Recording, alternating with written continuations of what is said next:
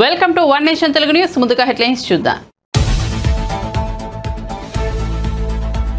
ప్రధానితో దాదాపు గంట పాటు సీఎం రేవంత్ మల్లుబట్టి విక్రమార్క సమావేశం. అప్పుల్లో కూరుకుపోయిన తెలంగాణకు సాయం చేయాలని ప్రధాని మోదీని కోరామని వెల్లడి.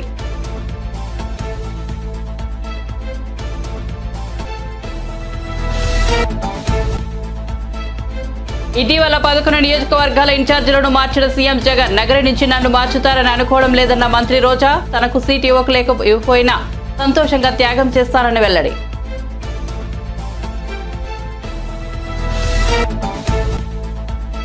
ప్రజాపాలన కార్యక్రమంపై అధికారులతో మంగళవారం రివ్యూ చేసిన మంత్రి పూర్ణం. ఎన్నికల వరకే రాజకీయాలు, తర్వాత అందరూ ప్రజల కోసం పనిచేయాలని పిలుపు.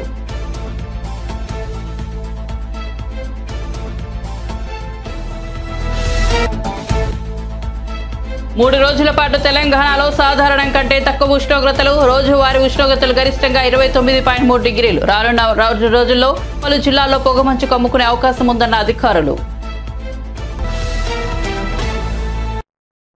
ఇక వార్త వివరాల్లోకి వెళ్తే, తెలంగాణ రాష్ట్ర ప్రయోజనాల కోసం తాము ప్రధాని నరేంద్ర మోదీని కలిశామని, అప్పుల్లో కూరుకుపోయిన రాష్ట్రానికి సాయం చేయాలని కోరామని ఉప ముఖ్యమంత్రి మల్లుబట్టి విక్రమార్క తెలిపారు. ముఖ్యమంత్రి రేవంత్ రెడ్డి, మల్లుబట్టి విక్రమార్క ఢిల్లీలో ప్రధానిని కలిశారు. దాదాపు గంట పాటు వారు వివిధ అంశాలపై చర్చించారు. ప్రధానితో భేటీ అనంతరం మల్లుబట్టి విక్రమార్క మీడియాతో మాట్లాడుతూ విభజన చట్టం ప్రకారం తెలంగాణ హక్కులను కాపాడుకోవాల్సిన అవసరం ఉందన్నారు. నీళ్లు, నిధులు, నియామకాల కోసం కొట్లాడి తెచ్చుకున్న తెలంగాణలో అందరికీ న్యాయం జరగాల్సి ఉందన్నారు. ప్రధానితో చర్చ సందర్భంగా వివిధ అంశాలను ప్రస్తావించినట్లు తెలిపారు. 2015, 19, 2020, 2021 సంబంధించి ఒక 450 కోట్ల రూపాయలు పెండింగ్ ఉన్నాయి. అవి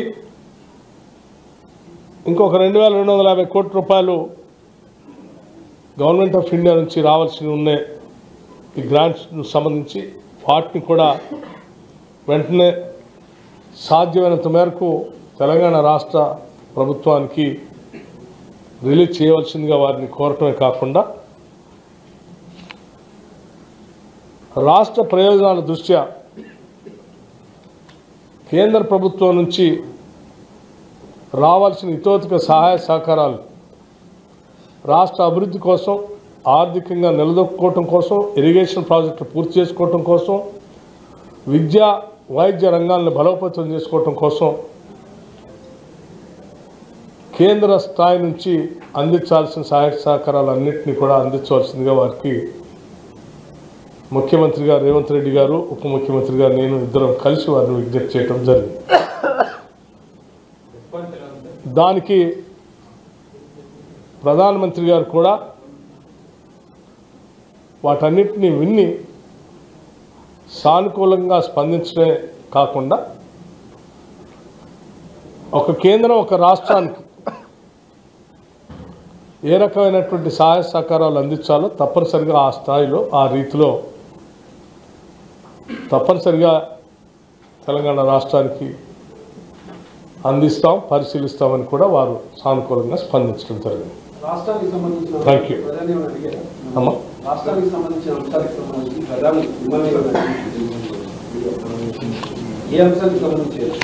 సో మేము చెప్పినటువంటి అంశాలకు సంబంధించి ఆర్థిక పరమైనటువంటి అంశాలు ఏవో పెండింగ్ ఉన్నాయో, ఏ రకంగా ఇబ్బందులు ఉన్నాయో చెప్పినటువంటి అంశాలకు సంబంధించి మేము ఆల్రెడీ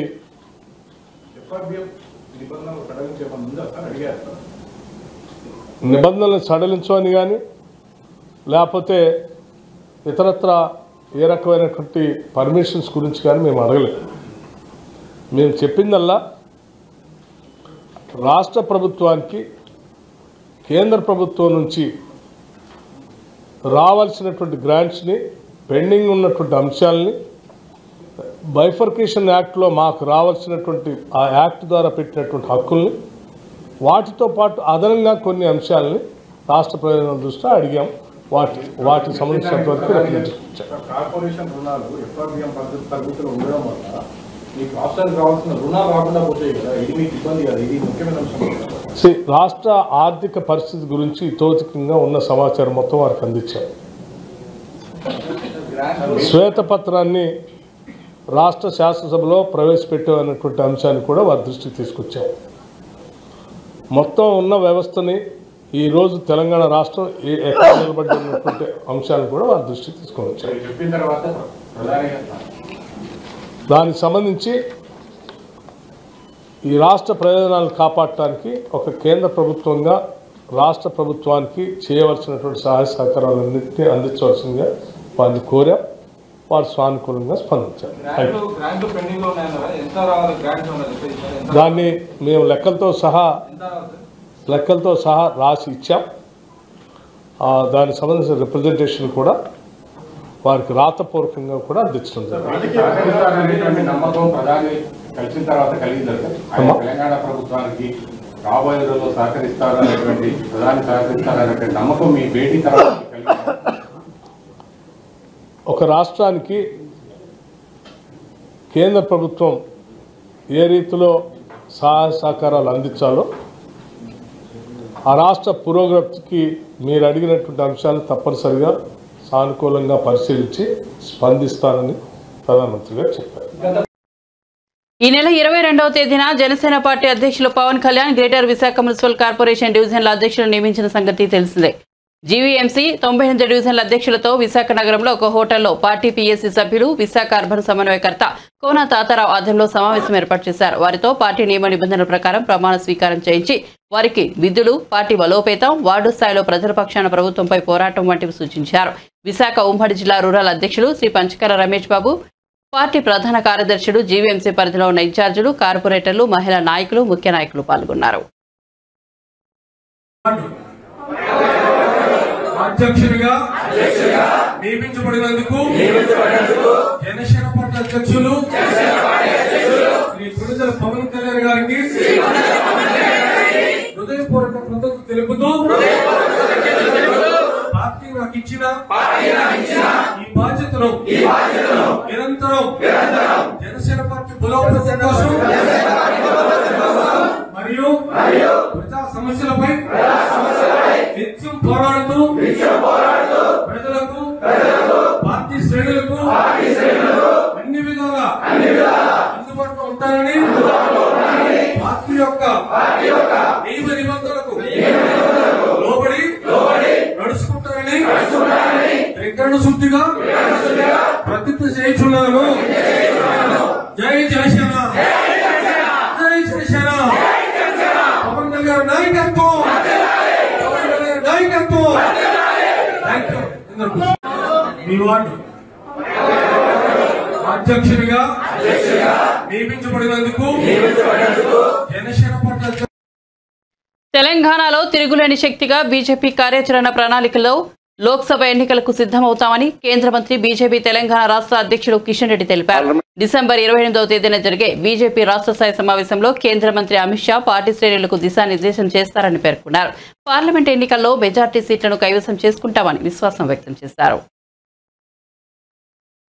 దృష్టిలో పెట్టుకుని Bharatiya Janata party state level meeting 28వ తేదీ హైదరాబాద్ లో జరగనుంది. ఇటీవల జరిగినటువంటి శాసనసభ ఎన్నికల్లో మేము అనుకున్న ఫలితాలు రానప్పటికీ కూడా మా ఓటింగ్ పర్సెంటేజ్ గాని, మా సీట్ల సంఖ్య గాని అత్యంత అద్భుతంగా మెరుగైంది. 100% ఓటింగ్ పర్సెంటేజ్ పెరిగినటువంటి పార్టీ ఒక భారతీయ జనతా పార్టీ ఎన్నికల్లో. ఈ సమావేశానికి పార్టీ సీనియర్ నాయకులు, కేంద్ర హోంమంత్రి అమిత్ షా గారు, పార్టీ జాతీయ ప్రధాన కార్యదర్శులు తరుణ్ చుగ్ గారు, సునీల్ బన్సల్ గారు, బండి సంజయ్ గారు, ఓబీసీ జాతీయ మోర్చా అధ్యక్షులు డాక్టర్ లక్ష్మణ్ గారు, అదేవిధంగా రాష్ట్ర పార్టీ వ్యవహారాల ఇన్ఛార్జీలు అందరూ కూడా పాల్గొంటారు. ఈ సమావేశము ఎయిర్పోర్ట్ రింగ్ రోడ్ దగ్గర కుంగర విలేజ్ దగ్గర ఉన్నటువంటి శ్లోక ఫంక్షన్ హాల్లో ఈ సమావేశం ఉంటుంది. వచ్చేటువంటి 90 days ఎలక్షన్ యాక్షన్ ప్లాన్ రూపకల్పన చేసి ముందుకెళ్తాం. ఇటీవల నేషనల్ లెవెల్లో జాతీయ పదాధికారులు, వివిధ రాష్ట్రాల అధ్యక్షులతో ఒక ప్రత్యేక 2 రోజుల సమావేశం 22, 23 2 రోజుల పాటు ఢిల్లీలో జరిగింది. ఆ సమావేశంలో జాతీయ అధ్యక్షులు జగత్ ప్రకాష్ నడ్డా గారు, ప్రధానమంత్రి శ్రీ నరేంద్ర మోడీ గారు, అమిత్ షా గారు అనేక విషయాలపైన, ఇటీవల జరిగినటువంటి శాసనసభ 5 రాష్ట్రాల ఎన్నికలపైన సమీక్ష, అదేవిధంగా భవిష్యత్తు పార్లమెంట్ ఎన్నికలకు సంబంధించినటువంటి కార్యాచరణ ప్రణాళిక పైన చర్చించడం జరిగింది. ఈరోజు తెలంగాణలో కూడా అన్ని వర్గాలలో ఒక చర్చ జరుగుతా ఉంది. భారతీయ జనతా పార్టీకి నరేంద్ర మోడీ గారికి సానుకూలమైనటువంటి చర్చ.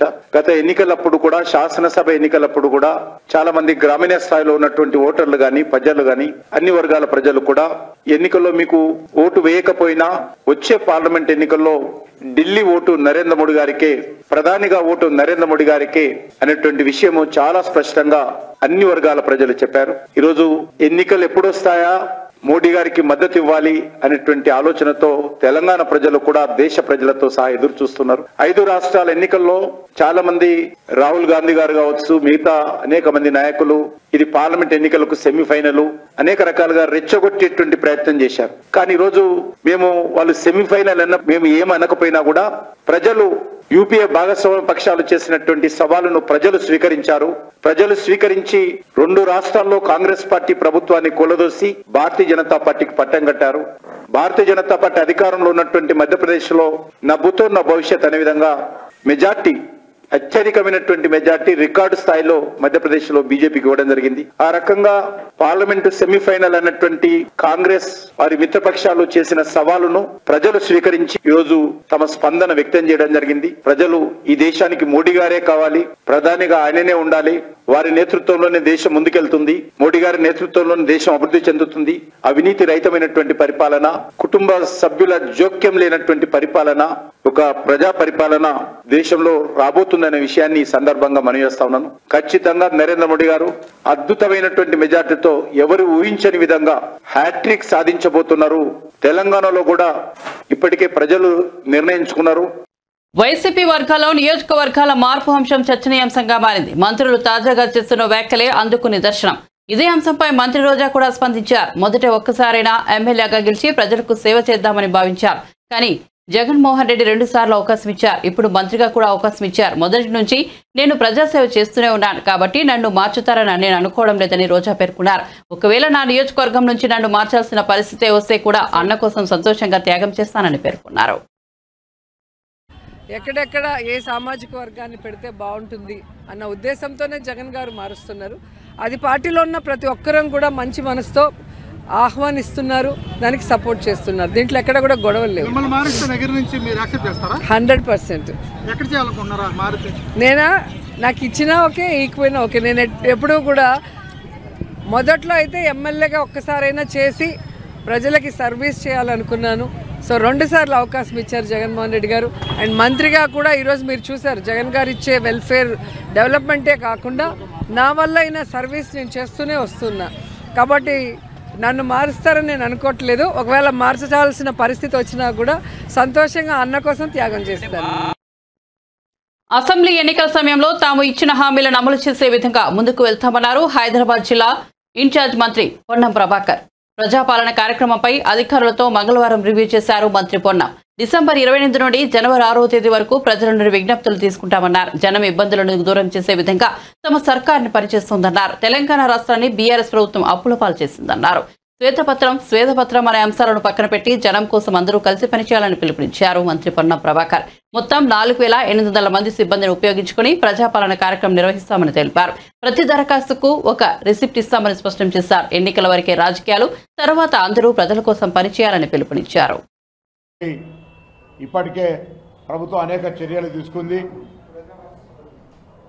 ఈరోజు ఎన్నికలకు ముందు మేము ఇచ్చినటువంటి 6 గ్యారంటీలను దృష్టిలో పెట్టుకొని ఈ నెల 28వ తేదీ నుండి 6వ తేదీ వరకు రాష్ట్ర వ్యాప్తంగా 119 శాసనసభ నియోజకవర్గాల్లో ప్రతి గ్రామాన, ప్రతి మున్సిపల్ వార్డులో ప్రజల దగ్గర నుంచి రేపు రిలీజ్ అయ్యేటువంటి ఒక ఫార్మేట్ ద్వారా 6 గ్యారంటీలకు సంబంధించినటువంటి అప్లికేషన్ తీసుకోవడం జరుగుతోంది.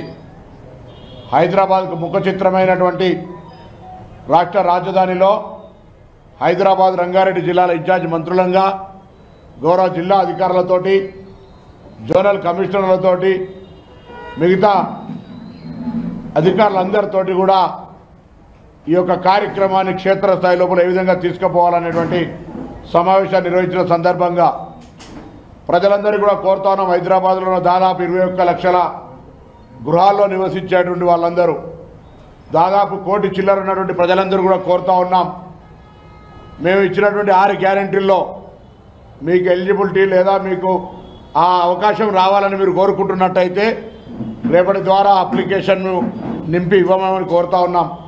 అందుకు మున్సిపల్ జిహెచ్ఎంసీ పక్షాన 150 డివిజన్లలో ప్రతి డివిజన్కు 4 కేంద్రాల చొప్పున ఆ 4 కేంద్రాల్లో కూడా 28వ తారీఖు నుంచి 6వ తేదీ వరకు ఎవరు ఏ ఏరియా నుంచి రావాలనేది కూడా స్పష్టత ఇస్తా ఉన్నాం. కాబట్టి ఎటువంటి ఒత్తిడి, ఒకటేసారి జనం రావడము, కన్ఫ్యూజన్ అయ్యేటువంటి అవకాశం లేకుండా ఈ యొక్క కార్యక్రమాన్ని విజయవంతం చేసేటువంటి అంశంలో మన అధికారులతో పాటుగా ప్రజలందరూ కూడా భాగస్వాములు కావాలని కోరుతా ఉన్నాం. కాంగ్రెస్ పార్టీ అధికారంలోకి వచ్చిన తర్వాత ఇప్పటికే 6 గ్యారెంటీల్లో ఒకటి మహిళలకు ఉచిత బస్ సౌకర్యాన్ని విజయవంతంగా ముందుకు తీసుకుపోతా ఉన్నాం.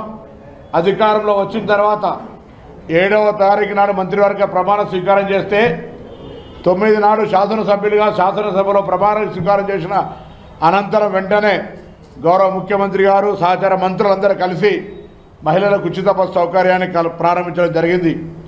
అదేవిధంగా ప్రభుత్వం ఇచ్చినటువంటి హామీలన్నిటికి సంబంధించి కావచ్చు, మొన్న శాసనసభలో ప్రస్తుత ప్రభుత్వం ఉన్నటువంటి వాస్తవిక పరిస్థితిని, గత 10 సంవత్సరాల్లో ఈ రాష్ట్రాన్ని ఏ విధంగా ఆర్థిక పరిస్థితులను ఈ రాష్ట్రం అప్పులమయమైంది అనేటువంటి అంశాలన్నీ చెప్పేటువంటి ఒక ప్రయత్నం చేసినాం.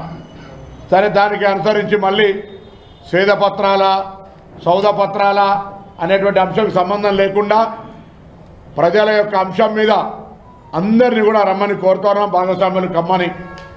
ఈ యొక్క కార్యక్రమం ప్రజల కార్యక్రమం, ప్రజలకు ఇచ్చినటువంటి హామీ మేరకు వాళ్ళందరి యొక్క కార్యక్రమం లోపల భాగస్వాములు చేసే ప్రయత్నం చేస్తూ ఉన్నాం.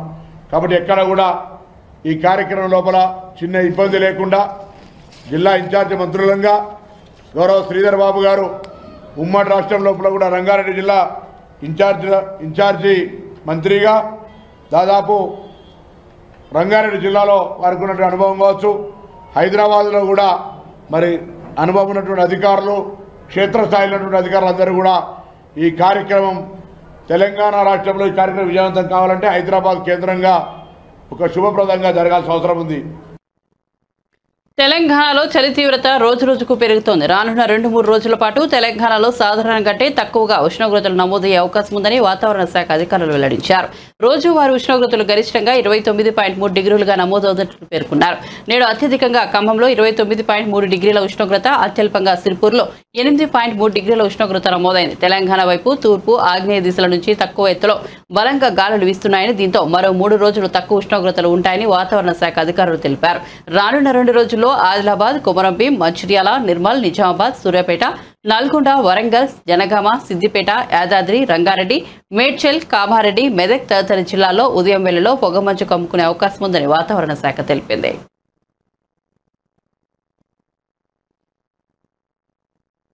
సీఎం జగన్ తమకు ఇచ్చిన హామీలను నెరవేర్చాలని కోరుతూ అంగన్వాడీలు చేస్తున్న ఆందోళనలు మంత్రులకు తిప్పలు తెచ్చిపెడుతున్నాయి.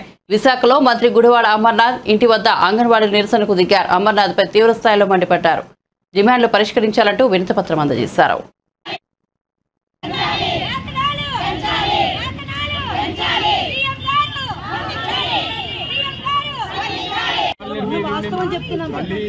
ఒక మాట వినండి, ఇలాంటి ఎట్కారంగా మాట్లాడితే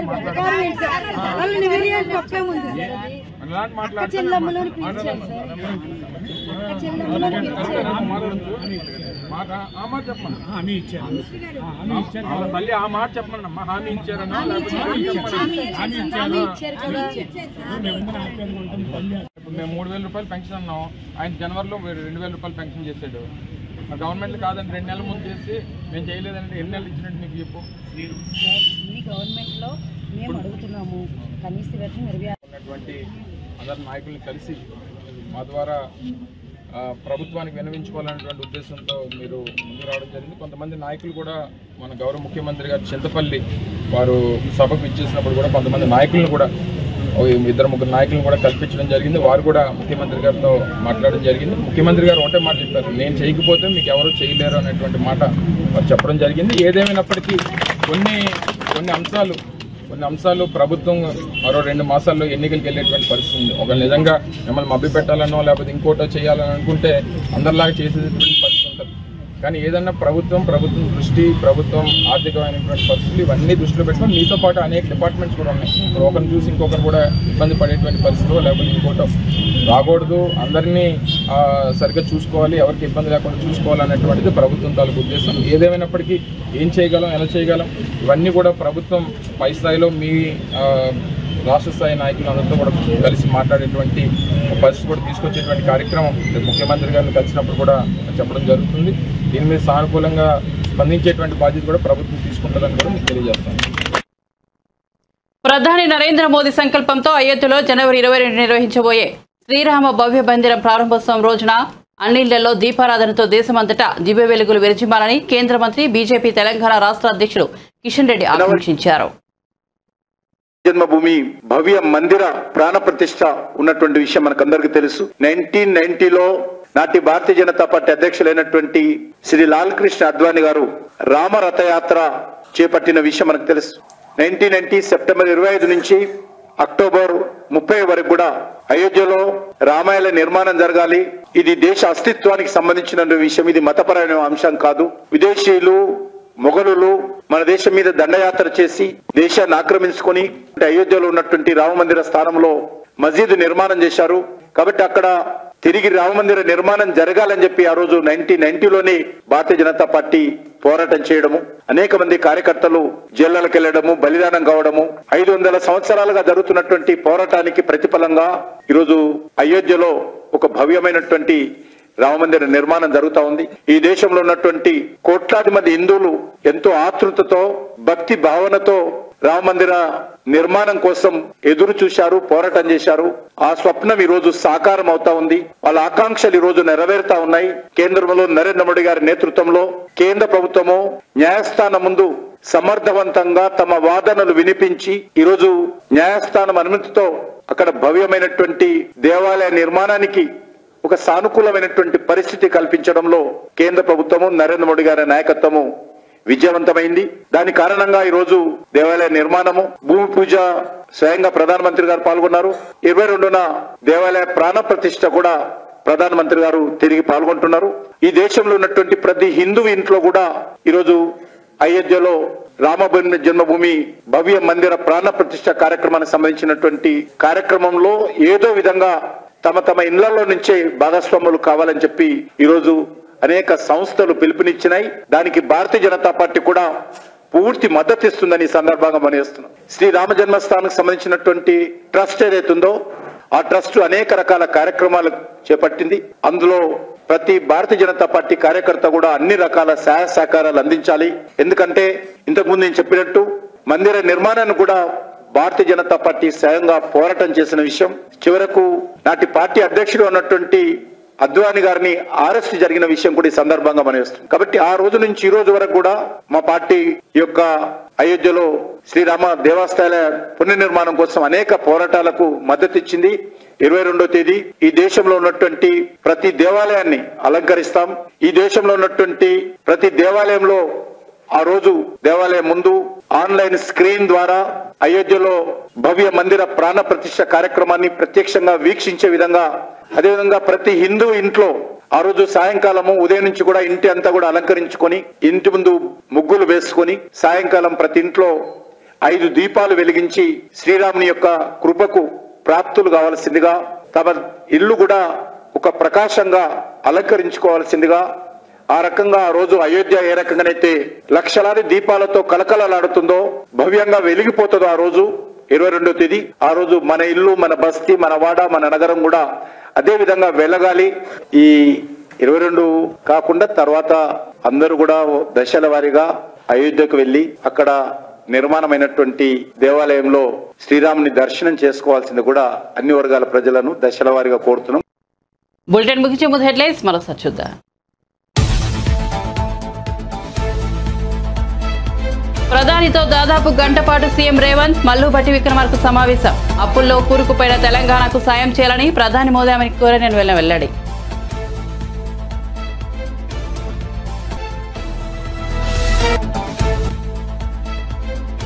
ఇటీవల 11 నియోజకవర్గాల ఇన్ఛార్జీలను మార్చిన సీఎం జగన్ నగరి నుంచి నన్ను మార్చుతారని అనుకోవడం లేదన్న మంత్రి రోజా. తనకు సీటు ఇవ్వకపోయినా సంతోషంగా త్యాగం చేస్తానని వెల్లడి.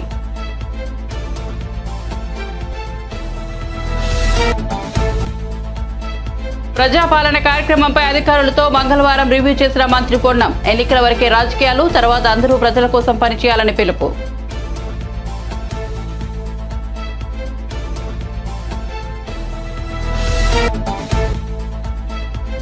మూడు రోజుల పాటు తెలంగాణలో సాధారణం కంటే తక్కువ ఉష్ణోగ్రతలు. రోజువారీ ఉష్ణోగ్రతలు గరిష్టంగా 29.3 డిగ్రీలు.